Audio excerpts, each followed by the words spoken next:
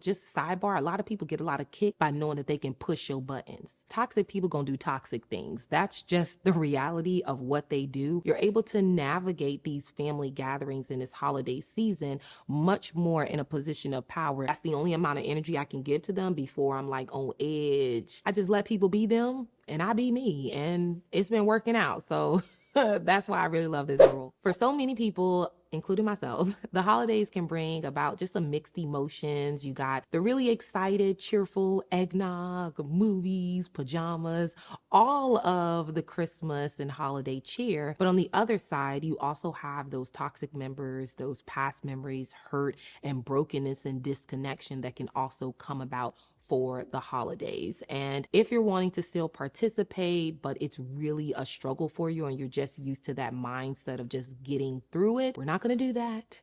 We're going to do something different this year. We're going to apply the 80-20 rule in order for you to deal with toxic people or family during the holidays so that you can also prioritize yourself. That feels good, because I want that for you. And I've also had to do it for myself. And I'm thankful because I got to experience the holidays, but it was more on my terms. And I'm gonna share that with you today in this video.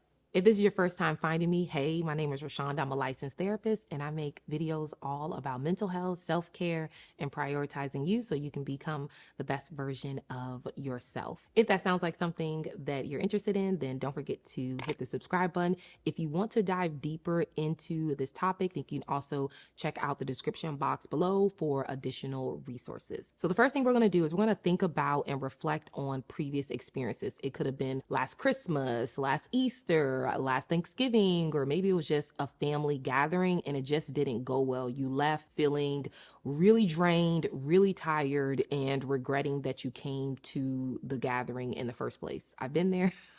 So I know how that feels, where you're like, I could have just stayed at home and watched Netflix. I know. So once you have that gathering in your mind, I want you to take out some notebook and I want you to think about what made up that experience. Was it you responding to something? Was it a particular person? Was it a particular topic that came up that just triggered you and shifted your mood for you to just be like, I'm not with it? Because it's so important to really understand what is creating that shift into negativity. Maybe it's that auntie that's always asking when you gonna get pregnant, when you gonna get married, when you gonna get that job, just topics where you like, this ain't the time. This ain't the time, auntie. It's just not.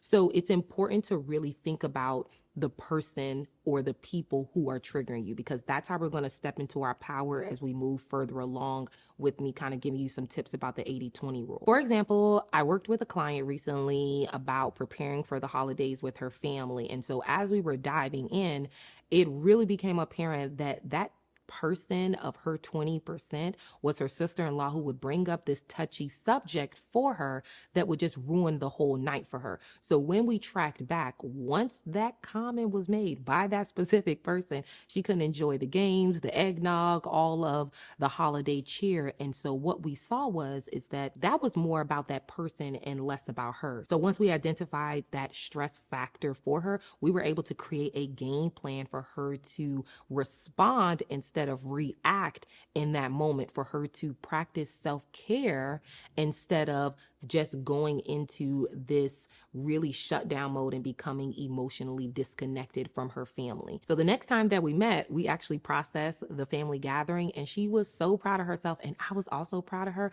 because she was like, she did her same old thing, brought up that subject because she knew that would trigger me, but I didn't react. I practiced the mindset skills that me and her prepared for her with her personalized plan. And she also practiced her self-care, and she was able to say, you know what? That was 20% of her doing her spiel and having that conversation. But the 80% of the gathering, I enjoyed myself because I was still able to be present. I was still able to manage myself and still able to say, you know what, this is about me and prioritizing myself. So that shift kept her grounded instead of being swept up into the energies and other people's agendas, and able to just focus on herself. So for you, take that time, reflect, really look at that 20% of stress stressors and people and look at how it's impacting 80% of how you're behaving, how you're feeling, and how you're thinking. And then you can really step into your power by creating a personalized plan for yourself this upcoming holiday season. The next part of this game plan is to really be honest and identify your needs. It is so important for you to be able to reflect and know yourself if you're going to be able to have the outcome that you want at these families gatherings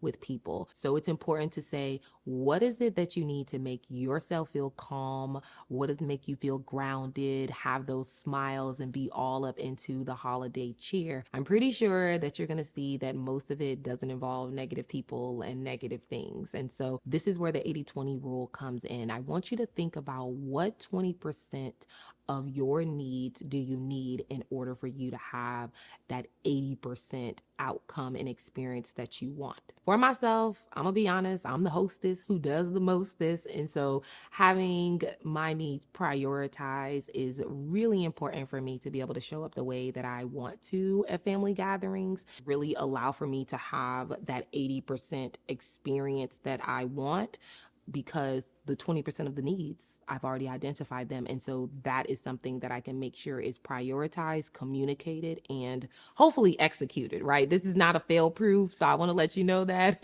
this isn't like, oh yeah, it's going to exactly go as planned, but that is really the goal of being able to identify your needs and really trying to map out how you can achieve them. So again, you can have that 80% experience, that 80% of joy and focus that you want, because you're not focusing. The first one was on the negativity, and the second time we're focusing on the positivity and how we can prioritize ourselves. So as you can see, as we're building up with this 80-20, that we're really maximizing just our time and our energy instead of just focusing on a small, minute time that we have. And so going along with that, it's really about where you put your energy and where your thoughts are. Let's be honest, toxic people gonna do toxic things. That's just the reality of what they do. And so if you're already operating in self-awareness of knowing what your triggers and your stressors are and understanding what you need to do or have in order for you to prioritize and have the experience that you want, you're able to navigate these family gatherings in this holiday season much more in a position of power than as in if you were in the back seat. And so as you're navigating and the people want to have those toxic conversations, those unhealthy narratives, and really want to bring back to a past self because they refuse to see that you've outgrown and elevated yourself, you just pay it dust. You say, you know what, this 20%, have those little low vibration responses. Oh, for real? Yup, same old, yeah. And then you go ahead and divert yourself to the 80% of the people who are giving you life, who see you for who you truly are, who allow you to operate in the elevated version of you so that you don't have to minimize it and be pulled back into this old narrative. And so you say, you know what, this holiday season, that 20% of negative conversations, negative energy is going to be background noise. I will no longer participate nor give that all the time and energy that I used to, where you probably gave 80% to the negativity and let it just ruin your whole experience. And then the 20% is like, dang, like I really had a good conversation with them, but I can't even tap into that joy because I spent so much time and energy going back and forth with people who honestly just don't want to grow and are happy being content and happy knowing that they triggered me. You know, just sidebar, a lot of people get a lot of kicks by knowing that they can push your buttons. Like, it's just something about toxic people. Oh my gosh, I have so many of them in my family that it's ridiculous. And so I want you to know that as you're stepping your power with understanding and having this awareness, it's you saying, you know what?